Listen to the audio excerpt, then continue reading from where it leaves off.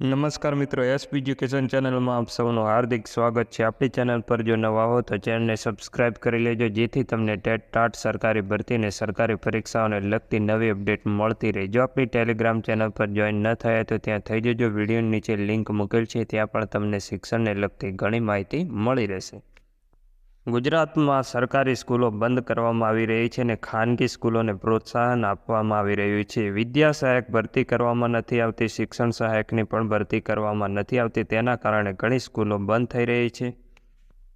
3 વર્ષમાં 170 સરકારી પ્રાથમિક સ્કૂલ બંધ કરવી પડી છે। રાજ્ય સરકાર દ્વારા વિદ્યાર્થીઓની સંખ્યાના અભાવે નજીક હોય એવી સરકારી પ્રાથમિક સ્કૂલો બંધ કરવામાં આવી રહી છે।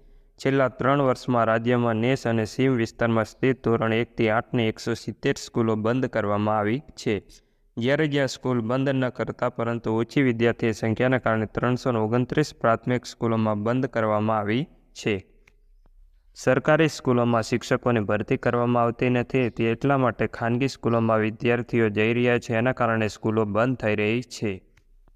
કયા વર્ષમાં કેટલી સ્કૂલ બંધ કરાઈ છે તેનું લિસ્ટ છે। 2020-21માં 20 સ્કૂલો બંધ થઈ છે અને 2021-22માં 133 સ્કૂલો બંધ થઈ ગઈ છે અને 2022-23માં 17 સ્કૂલ બંધ થઈ ગઈ છે। આમ કુલ 170 સ્કૂલો બંધ કરવામાં આવી છે।